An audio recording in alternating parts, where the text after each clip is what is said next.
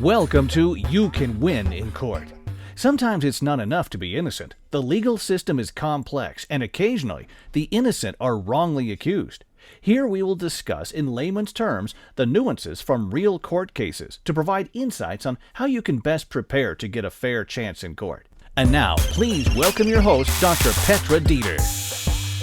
Welcome, and today we are going to be talking about employment defense. This is a very important topic for people that are looking into building a business or people who are building a business.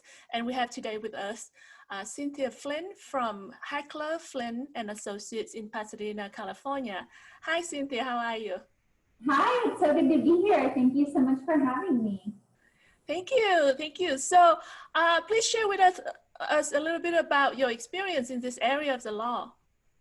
Yeah, so it actually started off when I was a kid. My parents ran a printing company in the 80s, and it was called Gap Printing. G was for Glenn, my dad's name, A was for Angie, my mom's name, and P was for printing. And as a kid, I got to go in and see what it was like firsthand to not only run a business, but what it was like to have employees. You know, they had a small staff. And over the years, so many employment issues really tore my parents apart. It was one issue after another. An employee fell down the flight of stairs that we had. She had to have screws put in her ankle. Another employee sued them. Another employee came in drunk. Another employee came in with a knife on him. So it was just issues. Oh my God. Yeah, and so those things very much tore my parents apart. And I knew early on I wanted, and they ultimately ended, unfortunately, in bankruptcy and divorce. But I did know early on that I wanted to be an attorney, not a bankruptcy attorney, and definitely not a divorce attorney, but a lawyer to really help small and medium-sized businesses in California. Yeah, unfortunately, it's very tough to build a business. And I mean, the business itself is challenging, and then you have this whole minefield, right? All this risk. So, I mean, before we're even talking about going to court, like I can't even imagine the kind of issues that we could be covering today. But, you know, what are some of the main things that you think as an entrepreneur you should be preparing for before you've been thinking about going to court? I mean, it's really about how to protect yourself, right? Like spending a few $1,000s now to make sure you have your employee handbook that's up to date, to make sure you have people properly signing in and out for breaks and lunches, to make sure you don't have any independent contractors in California anyways. And those types of things really can help protect businesses in lawsuits if they come up. It's really not a matter of if they come up, it's a matter of when. I see. So you mentioned about handbook for employees. What kind of things that you would have in the handbooks, and why would you have a handbook? All good questions. So when an employer is sued, the first thing we look at is, you know, their personnel files of that specific employee and the employee handbook to see how things should be handled, right? Like if there's a specific protocol that needs to be followed before you fire somebody, or you know, anything like that with regard to timekeeping systems that are in place.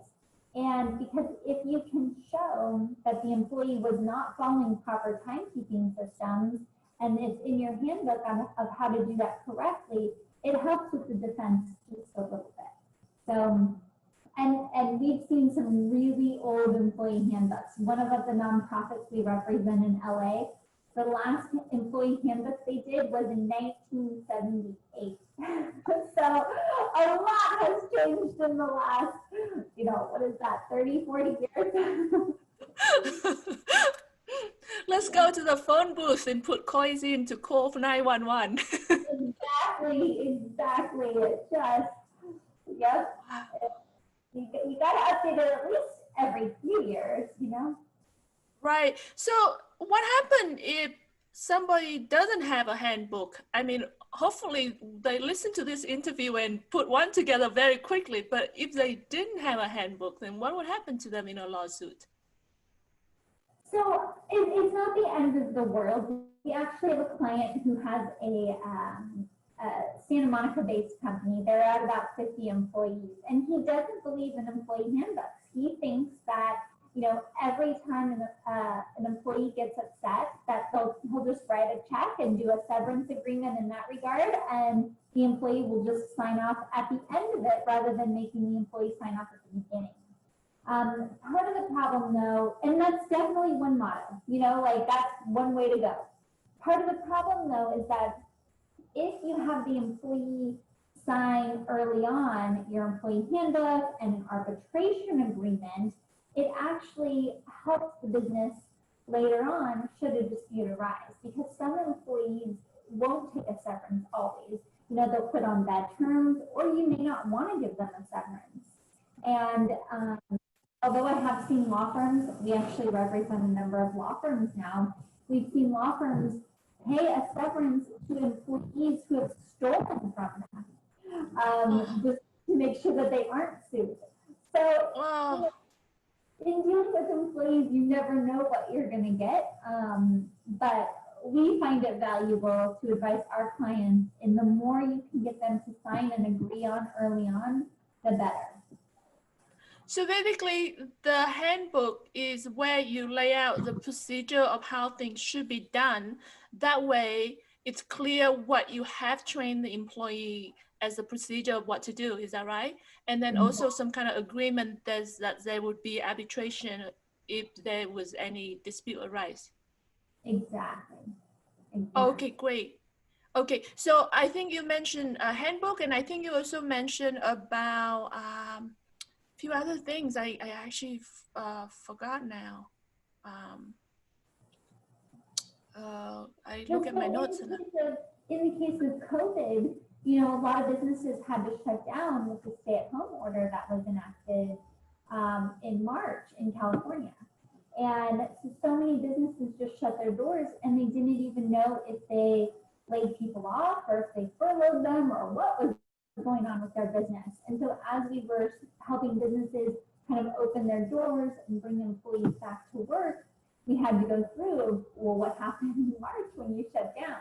And we actually had one client tell us, you know, they were so concerned with their employees' health and safety that they decided to send all of their employees over the age of 60 home. Well, you don't want to do that because you're asking for an age discrimination lawsuit, you know? Even though they're trying to do the right thing, they're trying to take care of the elderly.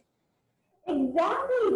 They very much were in it with a good heart and good intentions, but by saying, you know, everyone over this age can't work, they have to go home, it's asking for an age discrimination lawsuit. Wow. Okay. All right. So having a handbook is one thing. Having an arbitration agreement is the other. I think you mentioned at one point about independent contractor. What about it? So we tend to represent a lot of businesses who are out of state, out of California, and they decide to hire one person here in California. And a lot of times they don't realize that they're opening themselves up to California employment law by doing that. And so we represented this software company who was based in Pennsylvania. They needed help developing the software, so they hired an independent contractor based in the Bay Area to help them, and they hired him as an independent contractor. Well, independent contractors don't get things like unemployment benefits, they don't get health insurance benefits, they don't get a variety of things that employees get. So after, you know, they parted ways, the person sued him for misclassification, saying I should have been an employee, not an independent contractor. And the law drastically changed about 2 years ago with a California Supreme Court case called Dynamex. And it really put the presumption on the business owner to prove that the person working there was an independent contractor. And the presumption is that everyone who works for you is an employee. To prove otherwise, you have to show, that they're an independent contractor. Before we continue, I would like to take a moment to thank one of our sponsors. This episode is brought to you by Lawyer.com. Lawyer.com is an advanced lawyer matching service. Users can find what they need by either calling referral experts or submit a referral form or search a comprehensive directory of over 2 million lawyer listings. For a free consultation, please visit our website at vitalitas.com/lawyers. Right, I think there's a lot of change. I know that, for example, in the film industry, we used to be able to get actors as a freelancer, and now you can't, because I think there's all these new requirements where, like if you define the time that they work or the scope of their work, then suddenly now they become employees, right? And so what would happen if somebody file a lawsuit against you for misclassification? What are your remedies? What are your options? Well, it's very costly. And so there's the money aspect of it, right? Because you owe for back payroll taxes, you owe penalties, and depending on how long the person works there, it could be hundreds of thousands of dollars. Wow, and many people will be out of business. Yeah, exactly. Especially if you're a small or medium-sized business doing, maybe $1 million or a couple million in revenue a year. That could certainly wipe somebody out. And so it's just a very costly thing to go through. And then also, I've heard that certain counties in California are actually going after business owners criminally. So the district attorney's office is criminally prosecuting business owners who have classified certain workers as independent contractors when they should have been employees. Wow. So this is no longer just a matter of a civil lawsuit. It's now a very serious matter. Right. Wow. And now it's personally, because the business is no longer a shield for you.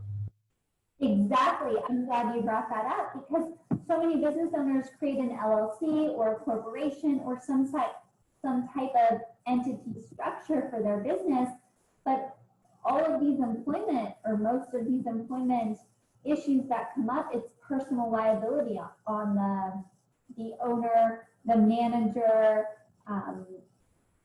and it extends pretty far. So you don't have that corporate shield like you have in other instances. Okay, this is really scary. And so then, what do you advise the business owners do? For anybody who is non-exempt, meaning that they're hourly or they don't fit in one of the exemptions, to really make sure the business is keeping track of breaks and lunches for their employees. That's really where people get hit the hardest, and that's what can easily turn into a class action lawsuit. I see. Keep track of breaks and lunches. That's our advice. Why is that helping? Sorry, I don't think I understand. So, employees are entitled to a 30-minute lunch break and 10-minute rest breaks, right? So in a normal 8-hour day, you have a 10-minute break, a 30-minute lunch, and then a 10-minute break. And when they don't, when they're too busy to take those breaks, the penalty is 1 hour of pay for each meal period or rest period. It maxes out at 2 per day, so it would never be 3 hours a day extra pay. But if you have somebody working for you for 4 years and they're claiming that they've never taken a break or a lunch because they've been too busy, then you're hit with an extra 2 hours of pay for the last 4 years, plus penalties, plus their attorney's fees, plus back payroll taxes. And so it really spikes up fast. Oh, I understand. Wow, that is amazing. That is I mean, such an important piece of information to know. So great. We're talking about handbook. We're talking about keeping track of breaks and lunches, keeping track of the classification in terms of independent contractor. You mentioned about COVID, treating, how to open and close. What else can we do to prevent us getting into court?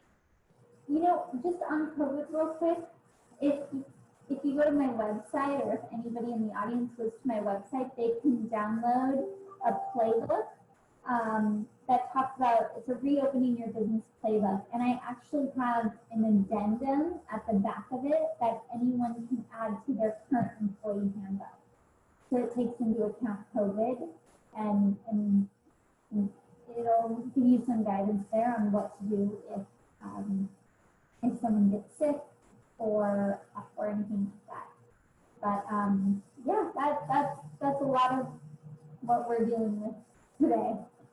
Wow, that's amazing. Okay, so I'm gonna make sure to put the link into your website so people can download this reopening playbook. This is regarding to COVID, and that would be an addendum that they can add into their handbook.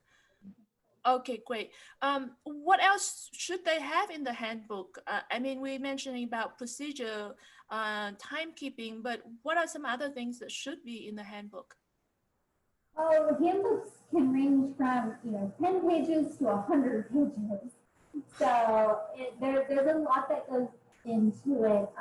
Any sort of sick time that is required, because the state has regulations, and then LA County has specific regulations, and then there are certain counties around the state that have more sick days that are required than the state. It's also important to have a hierarchy of who somebody can go to in the organization if there's a claim of sexual harassment or discrimination or anything like that could come up. I see. Okay, so would they, let's say if somebody did not have a handbook, would they go to somebody like you that you would be able to help them create this or no? But tailored to your specific person. Absolutely. Okay, great. Okay, and then okay, so these are the things that you should do before you run into any kind of situation. What about training? What are some of the trainings that must have or not really required? What should they know? So anti-sexual harassment training is now mandatory. It's for any business with 5 or more employees. It used to be for 50 or more employees, and it used to just be for supervisors, but now everyone in the company needs to be trained. We offer that as well. We offer it online or through, through an interactive webinar, through an online training platform. We're not really doing in-person meetings right now because of the current pandemic and the current circumstances, but typically we do anti-sexual harassment training online as well. And that's required for every business with 5 or more employees starting at the end of the year. So you have the next few months to get everyone trained. Other things I've seen people do is sensitivity trainings, which can be helpful in having a diverse workforce, which is important. Unconscious biasness in the workplace could be another helpful training. I'm sorry, what in the workplace? Like unconscious biasness. Oh, okay, yeah. Having a training on that, which we don't do those last two, but I'm happy to refer you to someone who does if anyone needs contact. Okay, great. Okay, so there's this handbook that we're talking about training, we're talking about keeping track of times, and then employee classification. So let's say if somebody have done all this and then somehow something still happened, which things always do, and then some employee decided to raise a problem with them, what do they do at that point? What should they do?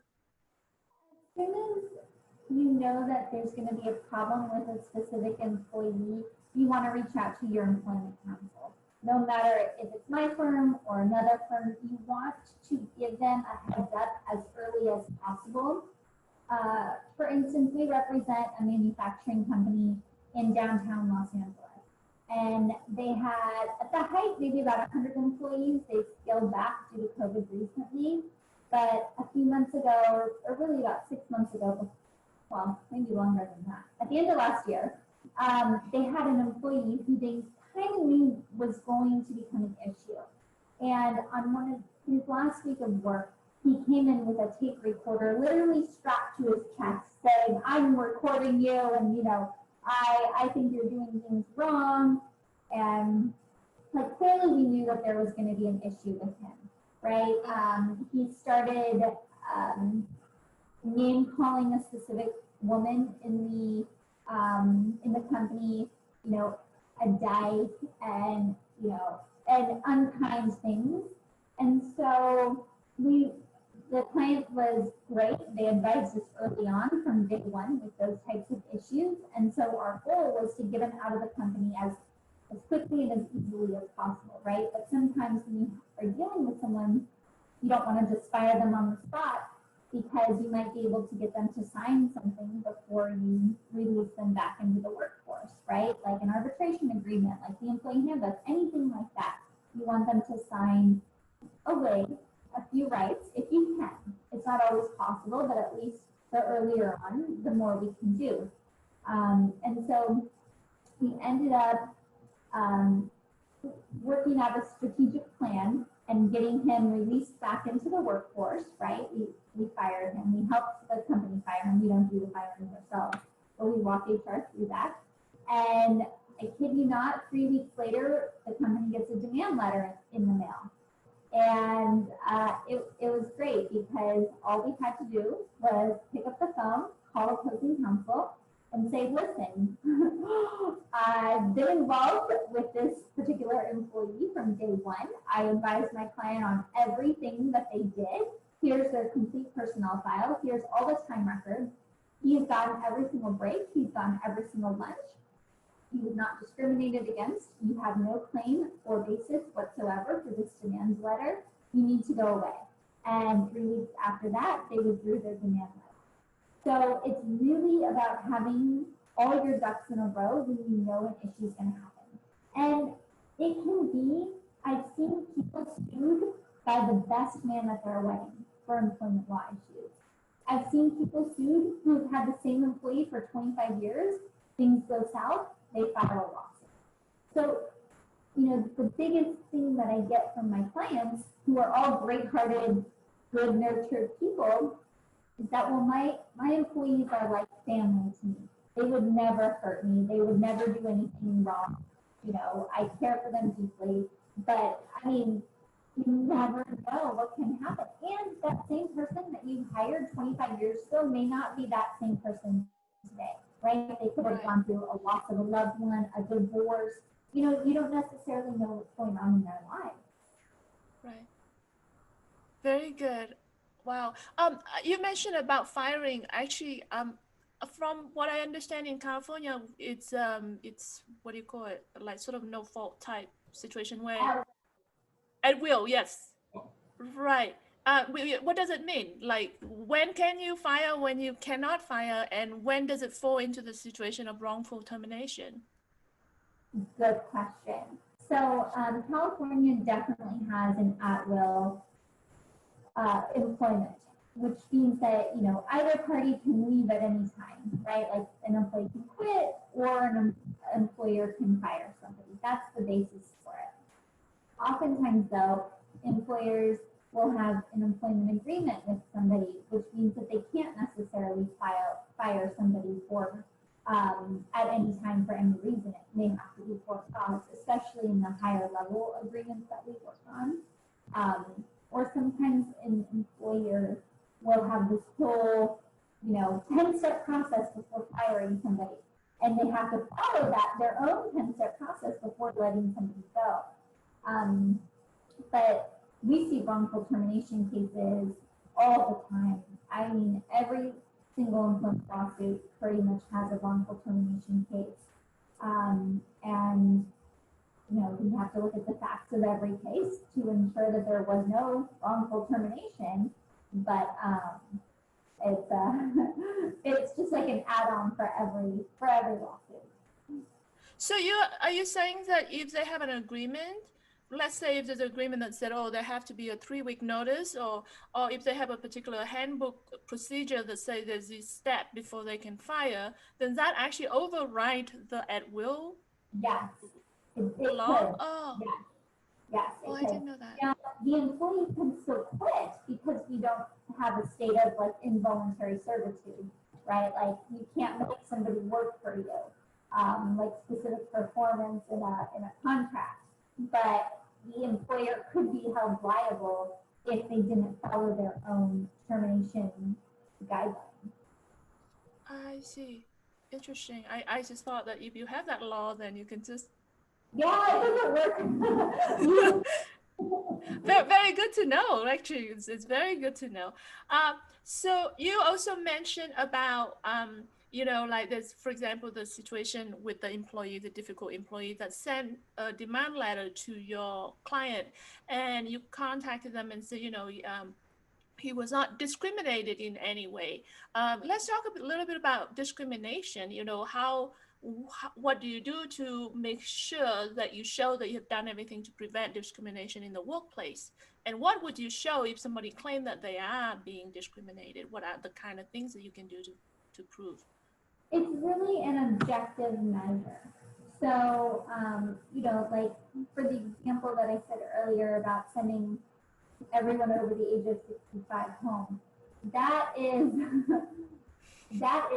essentially asking for an age discrimination lawsuit because it is something based on age, or if they said, I want to send all the single moms home because they are dealing with childcare issues right now, that would be on the basis of something that would be considered discriminatory, even though you might do it with a good nature, a good heart behind it.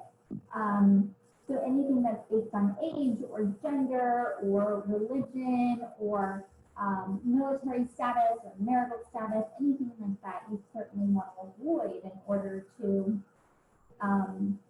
avoid a discrimination lawsuit. So when you're thinking about, different groups of people in your firm or in your company, you can say something like,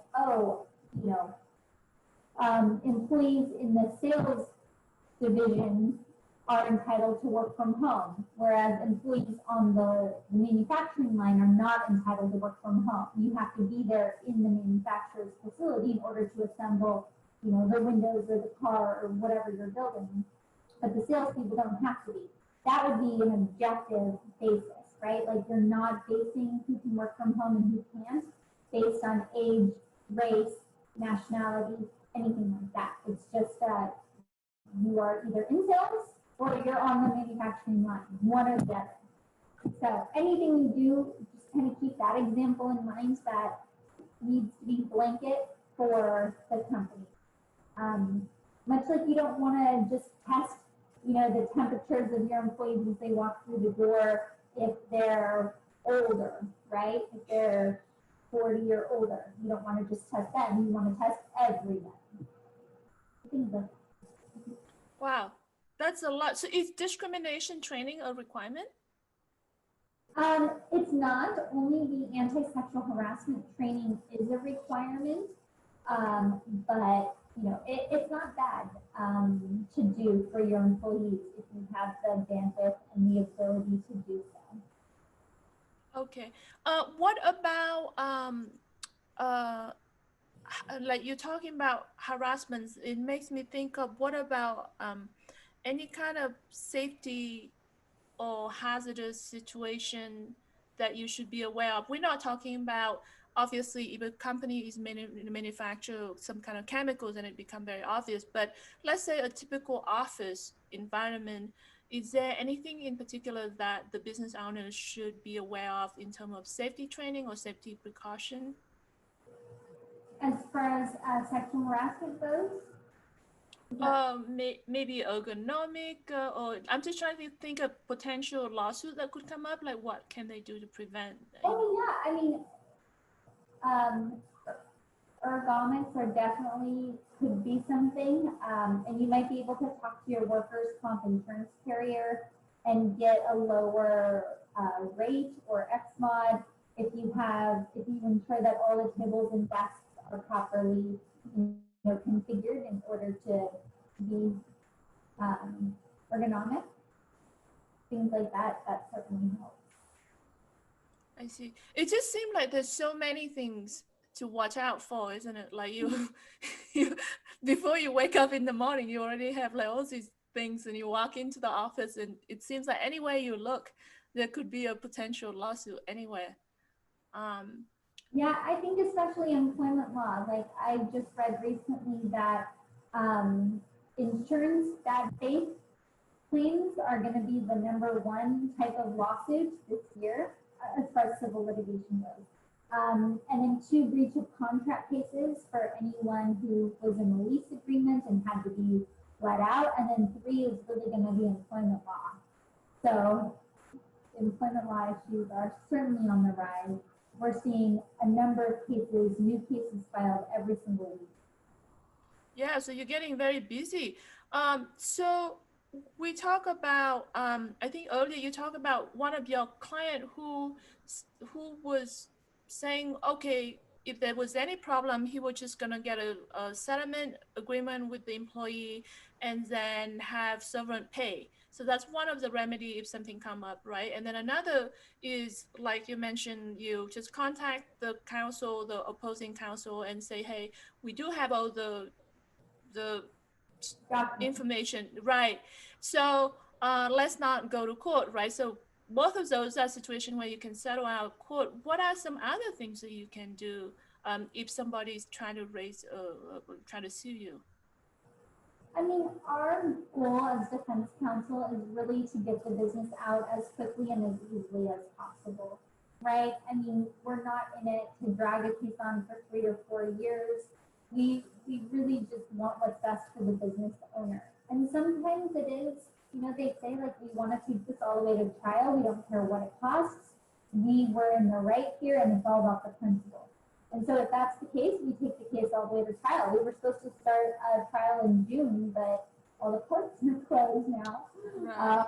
And things are being very, very backed up. But yeah, it's sometimes it's for principle for the business owner, and sometimes they know they did something wrong. Usually they know that they did something wrong and should have changed their practices. But the worst kind is when somebody is out of state and they really don't know they're doing something wrong by hiring an independent contractor. I see. So if you do end up in court, you could end up with a very expensive, which is something that you talked about before, and then also it could be a very long time, right? So what kind of time frame are we talking about? I mean, even pre-COVID, what kind of time frame that you're talking about with employment type of lawsuit? Pre-COVID, it was probably 2 years to actually get, in front of the trial judge and have it go to trial on average. Now, I mean, cases are being set out to 2022, and they are taking in all of the criminal law cases first, and then they're doing the next set is priority for anyone who has, witnesses that might be passing away soon or on the older side. They're trying to give priority to those types of cases because witnesses, your memory gets worse after a number of years, and or people pass on. So and then we'll eventually get to employment law, but I imagine being. Wow. So 2 years, that is a long time, and it's also a lot of money. That's just anything that drag out. Wow. Thank you so much. I think we talk about a lot of things. And it looks like you're going to be so busy because there's a lot of, I mean, COVID adds so much into the situation right now because there's so much confusion. And like you mentioned, even people that are trying to do the right things that could be creating problem for themselves. So, I mean, outside work, tell us a little bit about yourself. So I am so obsessed with CrossFit. Have you ever tried CrossFit? Oh no, I'm terrible. I I don't exercise at all. Wow, that's amazing. Really? So, yeah, every Memorial Day, every CrossFit gym in the country does a workout called MERP, and it's run a mile, do 100 pull-ups, do 200 push-ups, Oh my 300 God. air squats, run a mile, and that's with a weight vest. For women, it's a 14-pound weight vest. For men, it's a 20-pound weight vest. And I did it this year in May in about 65 minutes. And so that Wow. was PR. But yeah, and then in COVID, our gym shut down, so we built a pull-up bar in the backyard, and we built a box jump, and so we had Wow. our own workout, our own CrossFit gym in the backyard. Wow, that is crazy. And then the other things that I noticed is I think your law firm are all female attorneys. Is that right? Yes, we're all female attorneys, all female paralegals with one male receptionist. Wow, that's amazing. Is that intentional or is that just? No, I don't discriminate. No, it just happened that way. I got a job at an employment law firm when I was in high school. I ended up being there for 8 years through high school, college, law school. I got out of law school, worked for a few different firms, and then I ended up hiring 8 people from the firm I worked at in high school to come work with me. So I've known them all for a lot of them for a long time. Oh, that's wonderful. And Pasadena is such a nice area. I love that area. Yeah, thank you. Where are you? I'm in LA. Yeah. Yeah, like near Mid-Wilshire. Yeah. Oh, great. That's a good area too. We used to live there too. Yeah, it's not bad. But right now it's anyway it's the same, right? We just stay at home. So Yeah, exactly. yeah. Thank you so much for doing this today. I really appreciate that. And thank you for tuning in today. If you have any questions or comments, please let us know on our website, vitalitas.com/winning. If you find values from our program, please subscribe, share, and you can also become a patron to support our program through our Patreon page. You can find the link from our website again, vitalitas.com/winning. I'm going to put all the information so that you can reach out to Cynthia in the notes. And then, like she mentioned, she has this really great playbook that you should definitely check out and download. And stay wonderful. Please note that the discussions here are not intended to substitute for legal advice. Please seek the advice and help from a lawyer regarding any legal matters.